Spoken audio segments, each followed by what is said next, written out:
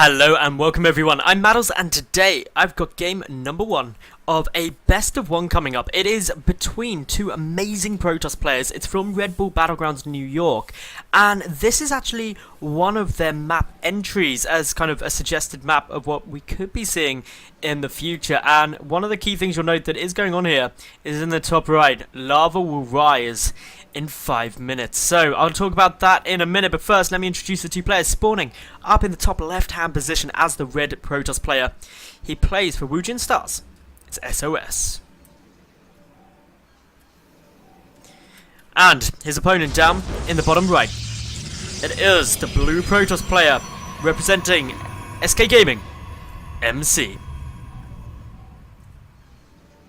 So both of these two are exceptionally good players, and yeah, let's talk a little bit about the map because that's something which many of you may not have seen before. Well, the first and foremost thing that you are going to appreciate is the fact that this area here is very small. There's also destructible rocks in position, preventing you from just completely walling it off. There's also this cool little area coming around the back though, and I'm not actually sure if you can actually slip a unit through here. I think you can, which is very, very cool if it is possible, but I think it would only be a Reaper because obviously you've got high ground up here, so you can actually sneak a Reaper through up in there, I do believe, which would be pretty cool stuff. Now, the coolest thing about this map is simply the lava timing. The fact that lava rises onto all of these low ground areas, I believe, and therefore would just flat out, actually no, it may only be through here where lava rises, but basically that means that everything gets taken out. But MC, he doesn't want to wait to see if that's going to be an option because he's chucking down a pylon now right outside his opponent's base. Bear in mind though, he's cannon rushing. The forge is down at the moment,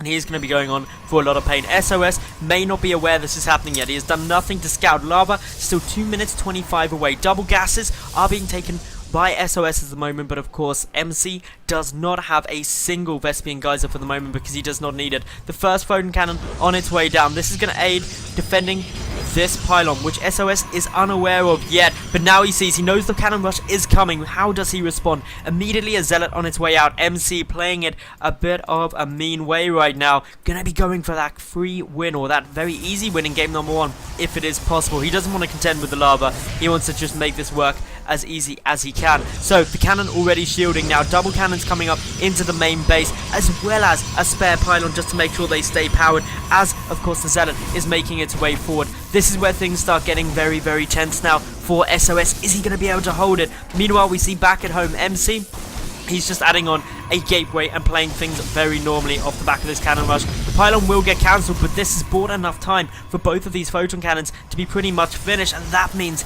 that suddenly MC is going to have a bit less fun. 2 more cannons on their way through, guarded by the 2 at the back. One will be forced to cancel, the second one may be forced to cancel as well. That's why we see MC throwing down just so many at the moment. sOs rather knows that no matter what happens here, as long as he defends it without taking too many losses, MC will be significantly behind in terms of his tech. That's really why this game is still going. The Photon Overcharge not ready for another 30 energy quite yet, but MC drastically trying to get down as many cannons as possible. For the moment, sOs doing a good job of denying that.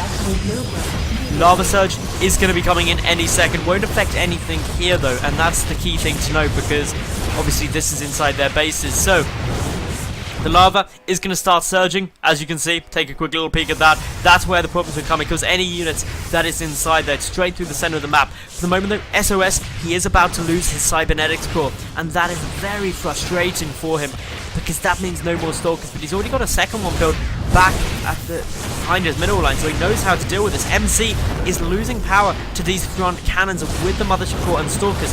sOs is going to be able to deal with this, taking minimal losses. In total, sOs has lost 100 resources. That's 1 Zealot, compared to over 600 that MC has lost, not to mention the remaining cannons and of course the remaining pylons. Additional gateways being thrown out, sOs sending a probe forward.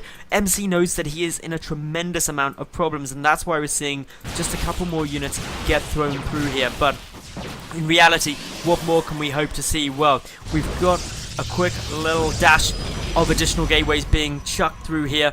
sOs is getting ready with probes all around to chuck down a couple of proxy pylons because his warp gate tech is very nearly finished, and that's when of course this pressure is going to start ramping up. 4 gates worth of production, the mothership core there as well. And MC, he's got very little to defend with, 1 Stalker and 1 Zealot. He's trying to add in a second gateway, but his warp gate tech is going to be down. His army supply, it is going to be massively down. Just the sheer amount of production coming could be huge. Attempting to clear out these rocks, but 4 Stalkers up against 2 and a Zealot. It's not going to be a fun trade now for MC as sOs starts pushing forward. He's going to do a good amount of damage here. Still more pressure is on its way through. Probes being forced to pull. MC doing everything in his power to try and hold this. But pylons down. Warp gate tech finished for sOs. He's still got all 4 Stalkers alive, while 2 are very low. More are getting warped in. Reinforcements, of course, making their way forward. This proxy pylon insanely close to MC's base, and he's just got an overwhelming number of Stalkers. He's 12 army supply ahead, over, well, actually triple now, and this is likely to be GG. MC went for that cannon rush, and unfortunately, it didn't pay out for him. So that was game number 1 of this best of 3. If you liked it, make sure that you like the video, leave a cool comment and subscribe, and I'll be back with game number 2 over on my channel. Flick over to that and I'll see you there.